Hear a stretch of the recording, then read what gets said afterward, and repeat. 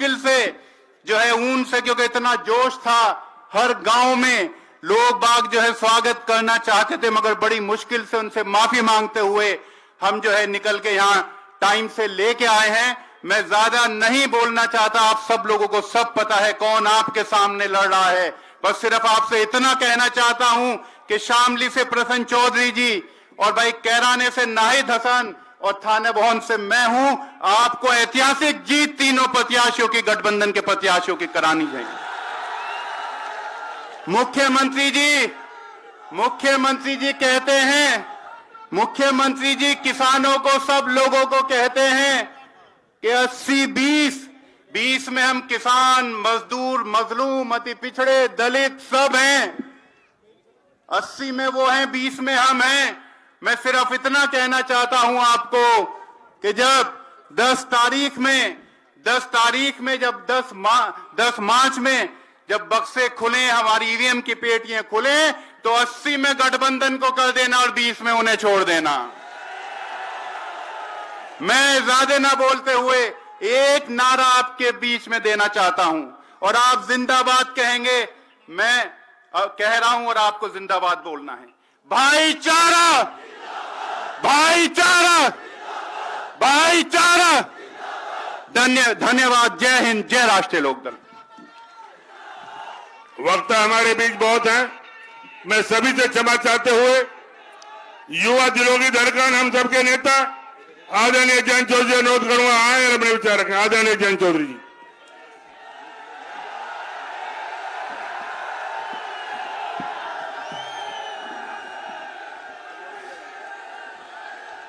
मुझे लग रहा है काम तो हो ही गया, मुझसे क्यों बुलवा रहे हो?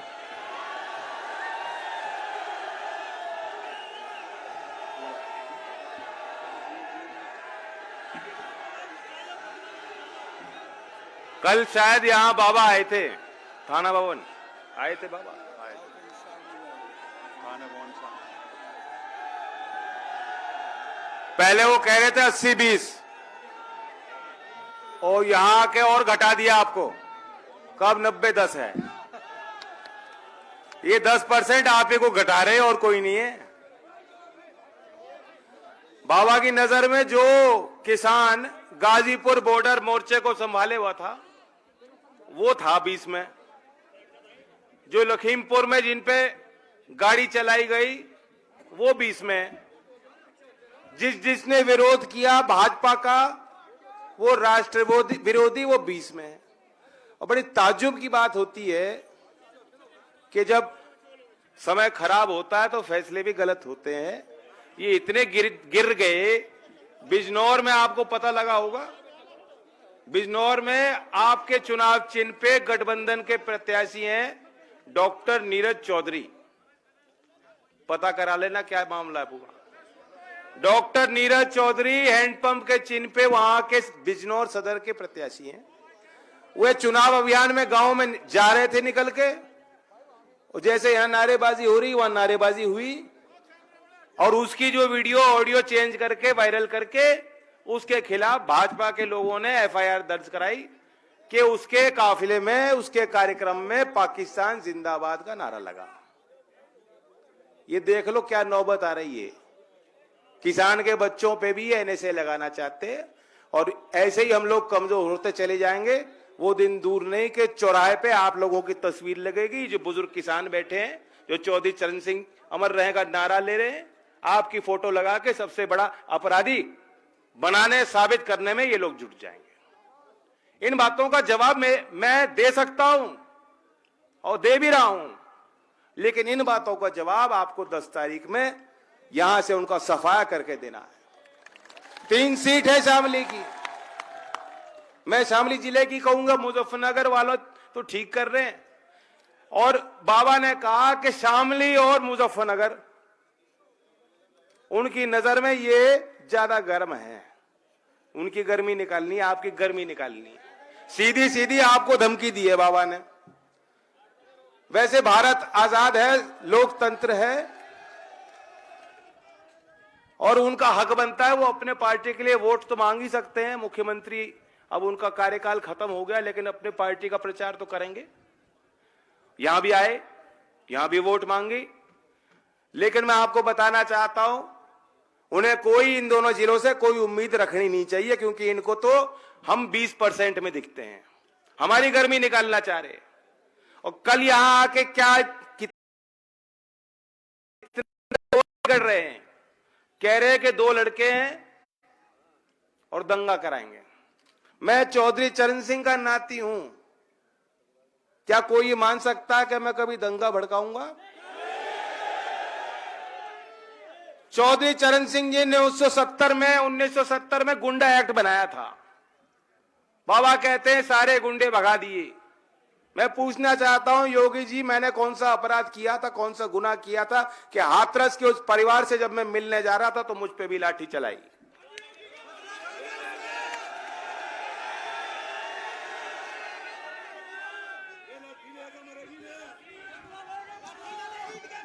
हमें इनसे कोई खैर नहीं, कोई गुरेज नहीं, वर्दी वाले हमारे भाई हैं। ये तो योगी जी ने आदेश दिया था वहां उन पर, हमारी तो उनसे लड़ाई है।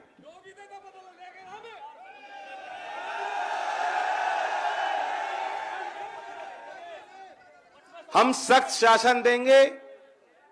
जिस तरह चौधरी चरण सिंह की कार्यकुशलता आज भी आप लोगों को याद होगी। 100% जो उत्तर प्रदेश की जनता है उसके प्रति हमारी जवाबदेही होगी।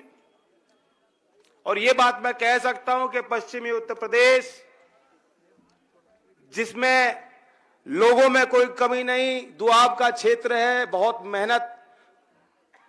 मेहनत करते हो, खून पसीना देश को देते हो, लेकिन विकास में कुछ पिछड़ रहे हो पिछले कुछ वर्षों में। अगर आप हमें ताकत दोगे और गठबंधन को जिताओगे तो मेरी जिम्मेदारी रहेगी कि लखनऊ से सीधा जो है यहां विकास जो होना चाहिए हम कराने का काम करेंगे। ये जो एक्सप्रेसवे जो देहरादून तक रास्ता जा रहा है, मैं एक उदाहरण दे रहा हूं। 2013 में भूमि अधिग्रहण कानून का एक निजी प्रस्ताव मैंने संसद में पेश किया था और उसी सदन के उसी सत्र में केंद्र सरकार अपना नया कानून लाई थी। अब नया कानून बन गया, लेकिन अभी भी कई क्षेत्रों में उस कानून का लाभ जब जमीन अक्वायर होती है किसानों को नहीं मिलता। मेरे संज्ञान में है कि ये जो एक्सप्रेसवे, यहां भी कुछ किसानों की शिकायत है और वो चाहते हैं कि सर्कल रेट बढ़ा दिया जाए ताकि मुआवजा किसानों को उचित मिल पाए। ये बात है सही? मेरी और अखिलेश जी के संबंध में एक ही विचार है, विकास की गति रुकनी नहीं चाहिए और किसान भी तैयार रहता है। देश के लिए अगर कोई विकास कराना हो तो ये तो हमारी जो पुश्तैनी जमीन है, हम लोग जमीन से बहुत लगाव करते हैं, लेकिन ये भी देने को तैयार रहते हैं। लेकिन शर्त इतनी है कि कोई जबरदस्ती नहीं होगी और मार्केट रेट से जो ज्यादा से ज्यादा मूल्य मिल सकता हो किसान को, क्योंकि उसको अपने परिवार के विस्थापन की भी जिम्मेदारी उसके कंधे पे है। और आप जान रहे हो कि इतनी क्रूरता का परिचय सरकार ने दिया, सब पे लाठी चलाई, भड़काऊ भाषण दिए, लठमार शासन दिया और किसानों को क्या दिया? आपके हाथ में बैटरी वाली टॉर्च पकड़ा दी, दूसरे हाथ में लठ पकड़ा दिया, का खेत में तार लगाओ, रात भर पहरेदारी करो और बीच बीच में वो अपने दूध भेज देते हैं वहां गोरखपुर से बाबा जी के जाके इनके खेत देख के आओ, थोड़ा चर के आओ।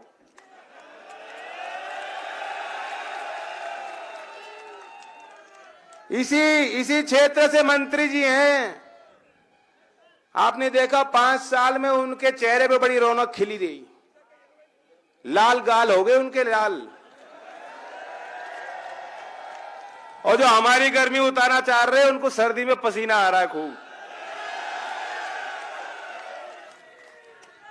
और गांव-गांव में विरोध हो रहा, गांव-गांव में इनको भगाया भी जा रहा है, चर्बी उतर जाएगी इसी चुनाव में मुझे लग रहा है। लेकिन आप देखिए कितनी अजीब बात है, जिस विभाग के वो मंत्री हैं बिल्कुल खदेड़ा होगा, सब कुछ होगा। जिस विभाग के वो मंत्री हैं और जिस क्षेत्र के वो प्रतिनिधि हैं, उस क्षेत्र के किसानों के साथ भी उन्होंने अन्याय किया। अभी भी यहां 150 करोड़ से ऊपर तो मुझे लगता है थाना भवन मेल पे ही बकाया है। पिछले साल का शायद 54 करोड़ है, तो 200 करोड़ से ऊपर हो गया। ब्याज की तो बात कोई पूछता ही नहीं। और 5 साल में उन्होंने रेट कितना बढ़ाया आपको? 25 पैसे। ठीक ठीक ठीक बोले, 25 पैसे। जब किलो के हिसाब से हर चीज में आपसे लिया जाता है, तो जब देने की बात हो तो पैसे में बात होगी। मैं यही कहूंगा कि शुरू से हमने लड़ाई लड़ी, हम लोग सड़क पे रहे, 5 साल संघर्ष किया। और ऐसा नहीं है, चौधरी अजीत सिंह जी चाहते तो बहुत जल्दी जिस तरह की मीठी भाषा आज वो बोल रहे हैं दबाव में, आपके पहले भी बोल देते। लेकिन चौधरी अजीत सिंह जी ने कुछ सोच समझ के एक फैसला लिया था, और अपने जीवन का आखिरी चुनाव वो मुजफ्फरनगर से लड़ने इसलिए गए थे क्योंकि उनकी ये इच्छा थी, उनकी अंतिम ख्वाहिश थी कि भाईचारा जो हमारा बिगड़ा है वो मैं बनाना चाहता हूं। और ये जो हरी टोपी पहनी है आपने, दूसरे दल भी जो है प्रचार करते हैं, अपना करते हैं, लेकिन हमारी हरी टोपी पे 2 नारे लिख रहे हैं। पार्टी का सिंबल भी है, लेकिन एक तरफ भाईचारा जिंदाबाद है और या दूसरी टोपी पे किसान एकता जिंदाबाद। ये दोनों नारे ऐसे हैं कि जब गांव का नौजवान जोर से बात बोलता है तो भाजपा के नेता अपने आप जो है दुम दुबा के भाग जाते हैं। उन्हें लगता है कि सांप सूंघ लिया, फिर उन्हें समझ नहीं आता क्या जवाब दो। गांव में नेता आते, नौजवान खड़े होकर कहते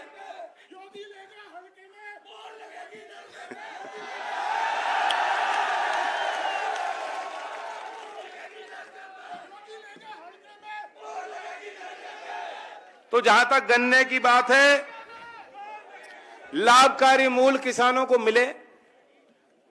आपकी जमीन एक्वायर हो रही है तो उचित मूल्य मिले, मंडी पे अच्छा भाव मिले, समय पे भुगतान हो।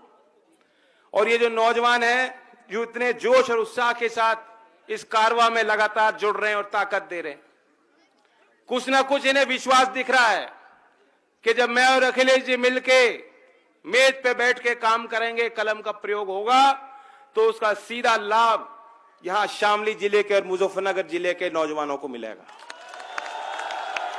ये हम 20% जो योगी जी मान रहे हैं कि 20%, 80-20 वाले हम हैं। योगी जी मेरी आंख में आंख मिला के देख लो। अच्छा, चुनाव में शायद गौरव पर तो जाओगे आप, मुझे लग रहा है। योगी जी मुझसे आंख से आंख मिला के 80-20 की बात एक बार कह के दिखाओ। मैं हूं 20 में, मुजफ्फरनगर और कैराना का हर नौजवान उसी 20 में है। हिम्मत है बाबा, हिम्मत है तो मैं चलूंगा, आपके घर भी आने को राजी हूं। एक बार मुझे अपने ड्राइंग रूम में बैठा के यही बात दोहरा के दिखाओ, 80-20 वाली।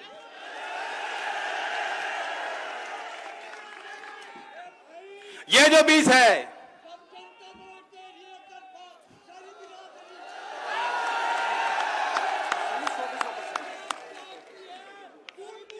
वही मैं कहना चाह रहा था।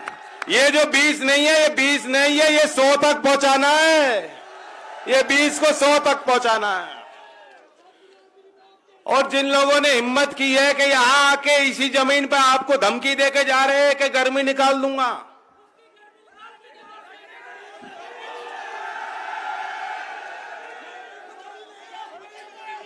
और मैं नौजवानों के लिए अच्छी बात बताना चाह रहा था।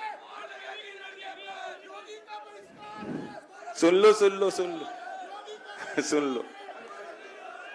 विकास की भी बात हुई, मुझे याद है इसी रास्ते पे हम लोग पैदल चल के गए थे। और हमें ताकत मिलेगी तो उस तरह से आपको संघर्ष करने की जरूरत नहीं पड़ेगी सड़कें बनाने के लिए। पदयात्रा की थी, याद है कि भूल गए?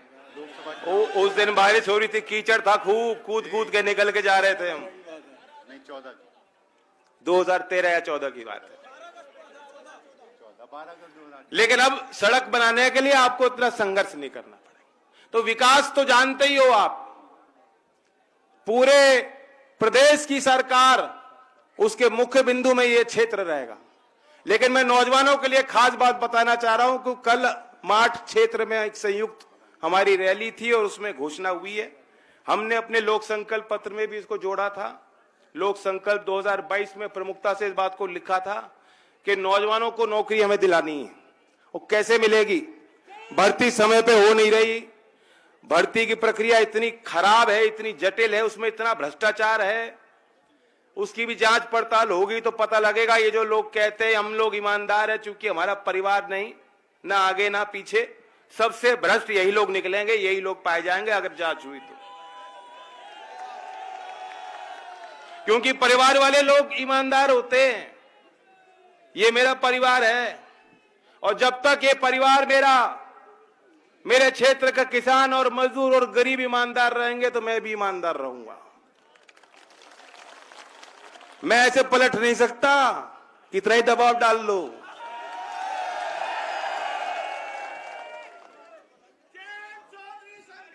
लेकिन भर्ती पे आपने देखा कितना कड़वा अनुभव हमारे बच्चों के साथ हुआ, कैसा व्यवहार, दुर्व्यवहार हुआ। इलाहाबाद यूनिवर्सिटी में घुस के मारा जाता है। कोई शिक्षक भर्ती को लेकर लखनऊ चला गया तो वहां मारा जा रहा है और बार बार बुलाया जाता है कि भर्ती खुल गई, चलो बरेली में दौड़ करो, चलो गाजीपुर में इम्तिहान दो। और फिर वहां पहुंचते हैं, यूपी टेट में हुआ क्या हुआ? पेपर लीक, इम्तिहान रद्द। अब फिर करेंगे अगले साल, फिर आ जाना तैयारी करके। भर्ती हो ही नहीं रही। मिलिट्री की भर्ती हुए कितना समय हुआ बताओ? और वो सरकार जो राष्ट्रवाद के मुद्दे पे, सपोजिट राष्ट्रवाद तथा कथित राष्ट्रवाद के मुद्दे पे चुनाव लड़ना चाहती है और फौज में भर्ती नहीं करा रही। क्या कारण है? वो दिन दूर नहीं, ये जो कैंटोनमेंट के इलाके हैं उनकी भी जो संपत्तियां, ये भी सरकार बेच देगी। ठीक कह रहे, बिल्कुल प्राइवेटाइजेशन है। रेल बेच दी, सब कुछ सरकारी संपत्तियों की नीलामी है। और ले लो आरक्षण, जब नौकरी नहीं मिलने सरकारी, कहां से मिल जाएगा लाभ? हमने कल मार्च में ये बात रखी है कि कोविड के कारण 2 साल खराब हो गए बच्चों के, कोई भर्ती नहीं हो पाई और ओवरेज हो गए। बहुत लोग ओवरेज हो गए, तैयारी कर रखी थी पूरी। और इसलिए अखिलेश जी ने कल ये घोषणा की है, हमने पहले ही लिखा था, उम्र बढ़ानी पड़े और उम्र की छूट देनी पड़े तब देंगे, लेकिन भर्ती को बढ़ाएंगे ताकि हमारे बच्चों को नौकरी मिले। लेकिन बच्चों, आपकी उम्र भी बढ़ा देंगे, हमारी सीट भी बढ़ा देना कुछ।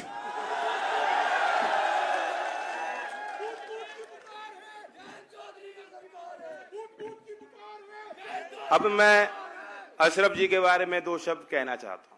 बहुत ही भला नौजवान है और मैं जानता हूं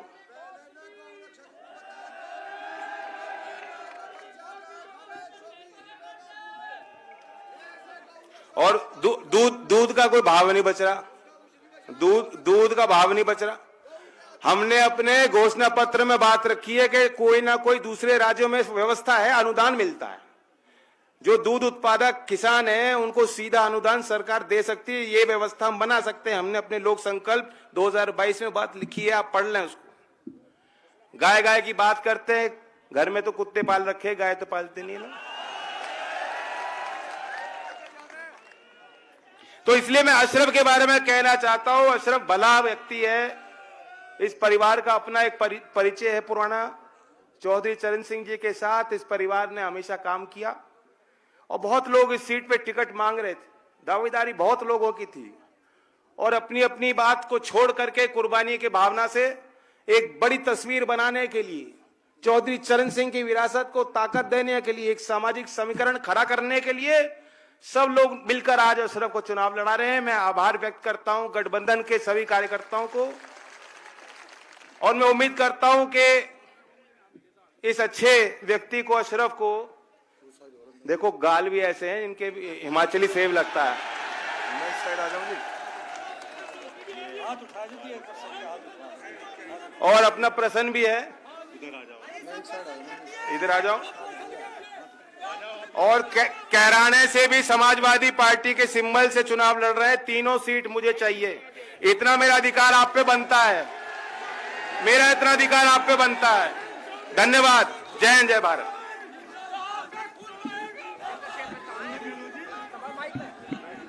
अभी हमारी आज की सभा के अध्यक्ष जी भी बोलेंगे।